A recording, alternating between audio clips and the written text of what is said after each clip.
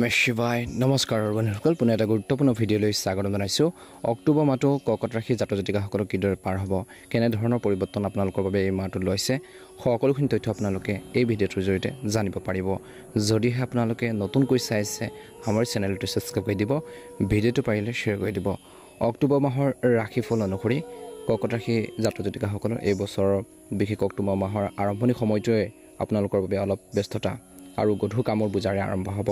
অৱশ্যে সময়খিনি ভালদৰে পৰিচালনা কৰিলে আপোনালোকৰ বহু অসুবিধা লাঘৱ হ'ব বা কমি যাব বুলি কৈছে। এই সময়ছোৱাত আপুনি নিজৰ ইগ'ক আঁতৰাই ৰাখি পৰিস্থিতিৰ লগত খাপ খুৱাব লাগিব, এডজাষ্ট কৰি চলিব লাগিব। কেৰিয়াৰৰ উন্নতি বা নিৰ্দিষ্ট পদ এটা লাভৰ বাবে অলপ বেছি কষ্ট কৰিব লাগিব, অলপ বেছি সময় অপেক্ষা কৰিব লাগিব। বিশেষকৈ এই মাহৰ প্ৰথম ভাগৰ সময়খিনিত এটা ইচ্ছা পূৰণ হোৱাৰ সম্ভাৱনা আছে। এই সময় আপোনালোকৰ কেৰিয়াৰৰ বাবে অনুকূল হ'ব। এই সময়ছোৱাত আপুনি সাহসীয়া দলৰ পৰা সুবিধা লাভ কৰিব পাৰে, সম্ভাৱনা আছে। ব্যৱসায়ত আপুনি আকাংক্ষিত লাভ পাব বুলি কৈছে। ব্যৱসায়ত ভাল ছাকচেছ হ'ব। যদি ভবা ধৰণে আপোনালোকে যদি ছাকচেছ হয়, নিশ্চয়কৈ আপুনি ব্যৱসায় ক্ষেত্ৰত আৰু বেছি গ্ৰ' কৰিব, আগবাঢ়ি যাব পাৰিব বুলি কৈছে। সফলতা অৰ্জন কৰিবলৈ সক্ষম হ'ব। বিশেষকৈ প্ৰেমৰ সম্পৰ্কত হোৱা ভুল বুজাবুজিবোৰ সমাধানৰ বাবে এই মাহৰ প্ৰথম সপ্তাহটো প্ৰয়োজন আছে। ভুল বুজাবুজি সমাধানৰ বাবে আপোনালোকৰ বিশেষকৈ কিছু ক্ষেত্ৰত আপোনালোকে সংঘাতৰ পৰিৱৰ্তে সংকলাপৰ আশ্ৰয় লওক। কথা বতৰাৰ জৰিয়তে আপোনালোকে সেইখিনি ঠিক কৰক বুলি কৈছে। কাজিয়া পেচালে নহয়, বিশেষকৈ সেইখিনি ক্ষেত্ৰত ধ্যান ৰাখিব লাগিব। এগৰাকী মহিলা বন্ধুৰ সহায় বিশেষকৈ এই ক্ষেত্ৰত উপকাৰী বুলি প্ৰমাণিত হ'ব বুলি কৈছে। আপোনালোকৰ বন্ধু বা বান্ধৱীৰ পৰা বিশেষভাৱে কিবা এটা নহয় কিবা এটা আপোনালোকে সহায় সহযোগিতা আপোনালোকে লাভ কৰিব, যিয়ে আপোনালোকক আগবাঢ়ি যোৱাৰ ক্ষেত্ৰত বহুত বেছি প্ৰেৰণা দিব, সাহস দিব বুলি কৈছে। আপোনালোকৰ বৈবাহিক জীৱনত সমন্বয় বজাই ৰাখিবলৈ, বিশেষকৈ বুজাবুজি বজাই ৰাখিবলৈ জীৱনসংগীৰ অনুভৱক কিন্তু এই অক্টোবৰ মাহটোত আওকাণ কৰাটো পৰিহাৰ কৰক। তেওঁলোকৰ অনুভৱবোৰ বুজি পাব লাগিব, তেওঁলোকৰ মনৰ ভাৱবোৰ বুজি পাব লাগিব। কি ক'ব বিচাৰিছে, কেনেকৈ আগবাঢ়ি গ'লে উপকৃত হ'ব, ছাকচেছ হ'ব, সেইখিনি ক্ষেত্ৰত বহুত বেছি এটেনশ্যন দিব লাগিব, গুৰুত্ব দি চলিব লাগিব। তেতিয়াহে আপোনালোকে অনুকূল ফলাফল লাভ কৰিব। বিশেষকৈ কৈছে যে এই মাহত স্বাস্থ্যৰ দৃষ্টিকোণৰ পৰা এই মাহৰ প্ৰথম সপ্তাহটোত বিশেষকৈ নিজৰে নহয়, নিজৰ পিতৃ মাতৃৰ বিশেষ যত্ন লোৱাটো প্ৰয়োজন আছে। খাদ্যাভ্যাসৰ প্ৰতি বিশেষ গুৰুত্ব দিয়ক। খোৱা বোৱাৰ ক্ষেত্ৰত বহুত বেছি সচেতন হ'ব লাগিব। বেছি মছলাজাতীয় খাদ্যবোৰ এভইড কৰি চলক। এলাহৰ পৰা আঁতৰি থাকক। ধ্যান আৰু যোগাসনৰ বাবে অভ্যাস কৰক, মৰ্ণিং ৱাক কৰক। লগতে পিতৃৰ স্বাস্থ্যপাতিৰ ক্ষেত্ৰত কিন্তু এই মাহৰ প্ৰথম সপ্তাহটোত অলপ যত্ন ল'ব লাগিব বুলি কৈছে। বিশেষকৈ আপোনালোকে এই মাহত মংগলবাৰে বিশেষকৈ ব্ৰত ৰাখি হনুমানজীক পূজা কৰক বুলি কৈছে। দ্বিতীয় সপ্তাহৰ এই সময়খিনিত কৈছে যে আৰম্ভণিতে বিভিন্ন উৎসৱৰ পৰা আয় লাভ কৰিব, যদিও খৰচ আপোনালোকৰ কিন্তু বেছি হৈ থাকিব বুলি কৈছে। অৰ্থাৎ আয়তকৈ বেছি খৰচ হ'ব। ইনকাম যিমান কৰিব তাৰ তুলনাত বিশেষকৈ আপোনালোকৰ খৰচবোৰ অলপ বাঢ়িব পাৰে। এই সময়ছোৱাত মাটি বা অট্টালিকা ক্ৰয় বিক্ৰয়ৰ পৰা লাভান্বিত হ'ব বা লাভৰ সম্ভাৱনা প্ৰবল দেখা পোৱা গৈছে। মাহৰ এই দ্বিতীয় সপ্তাহটোত বিশেষকৈ কৰ্মৰ ক্ষেত্ৰত মাহৰ দ্বিতীয় সপ্তাহটোত বিশেষকৈ আপোনালোকে কৰ্মৰ ক্ষেত্ৰত বিশেষকৈ জুনিয়ৰ আৰু ছিনিয়ৰ পৰা আপুনি আকাংক্ষিত সহায় নাপালেও, যাৰ ফলত আপুনি অলপ হতাশ অনুভৱ কৰিব পাৰে কিছু ক্ষেত্ৰত। যিধৰণে তেওঁলোকৰ পৰা ছাপোৰ্ট বা সহায় সহযোগিতা বিচাৰিব, তেওঁলোকে যেতিয়া আপোনালোকক হেল্প নকৰিব, সহায় নকৰিব, কিন্তু সেইখিনি ক্ষেত্ৰত আপুনি হতাশ অনুভৱ কৰিব পাৰে। কিন্তু নিজৰ মনোবল, নিজৰ মনটোক ষ্ট্ৰং কৰি ৰাখিব লাগিব বুলি কৈছে। ব্যৱসায়ত উত্থান পতনৰ সন্মুখীন হ'ব পাৰে।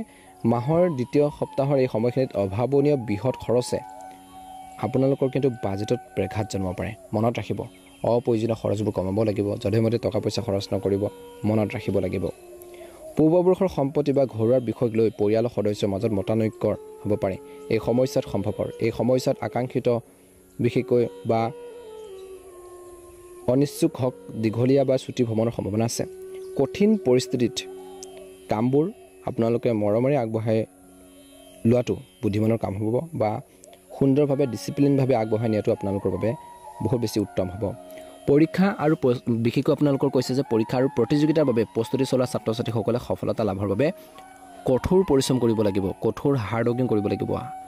অৰ্থাৎ আপোনালোকে কষ্ট কৰিলেহে তাৰ ফল পাব বুলি কৈছে। আপোনালোকৰ বৈবাহিক জীৱনত এই মাহৰ দ্বিতীয় সপ্তাহটোত প্ৰভাৱ পেলাব পাৰে। অৱশ্যে কঠিন পৰিস্থিতিৰ মাজেৰে আপোনালোকৰ সংগীয়ে ছাৰ দৰে আপোনালোকৰ কাষত থিয় দিব। মাহৰ শেষৰটোত বিশেষকৈ নিজৰ স্বাস্থ্যৰ যত্ন ল'ব লাগিব। এই মাহৰ দ্বিতীয় সপ্তাহটোত কিন্তু পুৰণি ৰোগৰ এটা উত্থান হ'ব পাৰে, নহ'লে আঘাত পোৱাৰ সম্ভাৱনা আছে। বিশেষকৈ এই মাহৰ দ্বিতীয় সপ্তাহটোত দৈনিক লক্ষ্মীনাৰায়ণ ভগৱানক পূজা কৰি বিষ্ণু সহস্ৰনাম আপোনালোকে পাঠ কৰক, যিয়ে আপোনালোকক মনোকামনা পূৰণ কৰাৰ ক্ষেত্ৰত সহায় কৰিব বুলি কৈছে।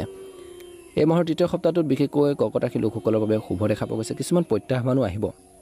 কৰ্ম সংস্থাপন বিচাৰকসকলে বিশেষকৈ এই সপ্তাহৰ আৰম্ভণিতে কিছু ভাল খবৰ লাভ কৰিব পাৰে যদিও আপোনালোকৰ স্বাস্থ্যই এই সময়ত আনন্দৰ ওপৰত চিন্তাৰ চাৰ পেলাব পাৰে বুলি কৈছে।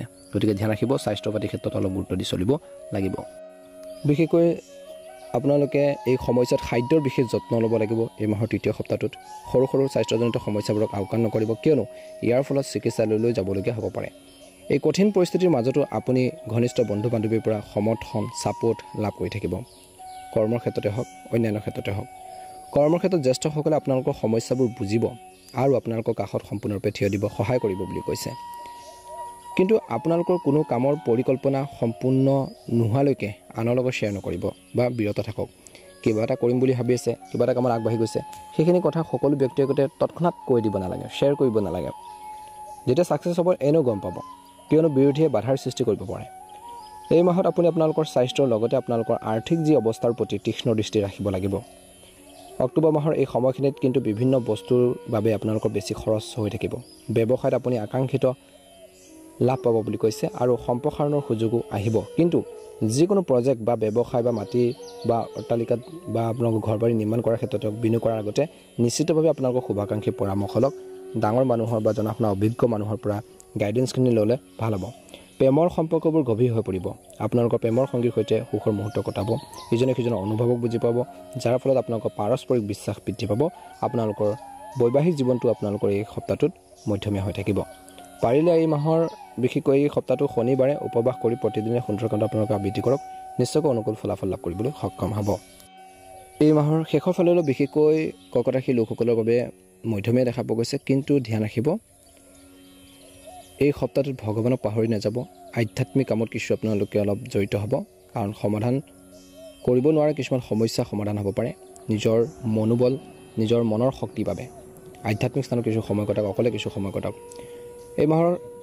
এই সপ্তাহৰ আৰম্ভণিতে কিছুমান ডাঙৰ খৰচে কিন্তু আপোনালোকৰ বাজেটত সামান্য ব্ৰেঘাত জন্মাব পাৰে।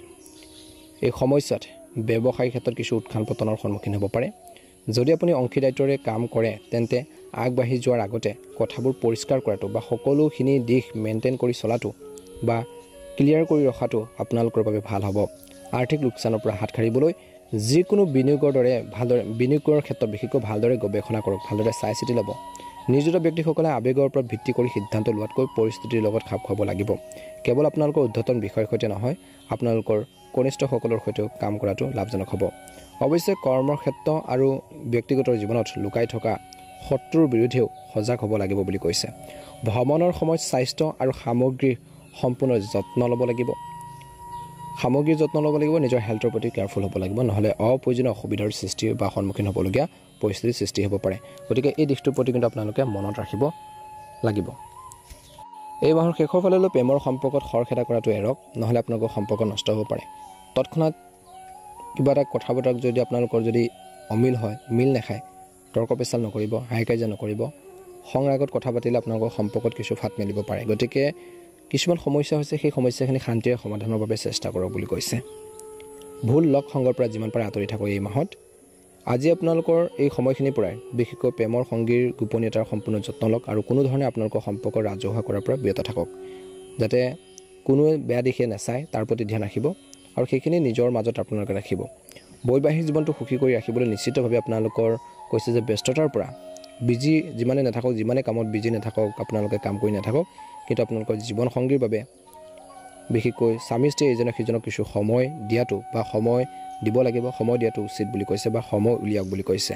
নহ'লে আপোনালোকৰ মাজত কিবা এটা মিছ আণ্ডাৰষ্টেণ্ডিং হ'ব পাৰে আৰু সেইবোৰে কিন্তু পাৰিবাৰিক জীৱনতো ইম্পেক্ট বা প্ৰভাৱ পেলাব পাৰে। গতিকে ধ্যান ৰাখিব। প্ৰতিকাৰ স্বৰূপে এই সপ্তাহটোত সোমবাৰে ব্ৰত ৰাখি বিশেষকৈ মহাদেৱক উপযুক্ত ৰীতি নীতিৰে বিশেষকৈ মহাদেৱক বা মাতৃ পাৰ্বতীক পূজা কৰিব লাগে বুলি কৈছে। অনুকূল ফলাফল নিশ্চয়কৈ লাভ কৰিবলৈ সক্ষম হ'ব। মহাদেৱৰ কৃপাত, মা লক্ষ্মীৰ কৃপাত আপোনালোকৰ সকলোৰে এই অক্টোবৰ মাহটো সুন্দৰভাৱে পাৰ হওক, মনৰ ইচ্ছাবোৰ পূৰণ হওক। ভাল লাগিলে লাইক এটা কৰি দিব, অনুগ্ৰহ কৰি চেনেলটো ছাবস্ক্ৰাইব কৰি দিব, কমেণ্ট বক্সত ওম নমঃ শিৱায় লিখি দিব। ধন্যবাদ।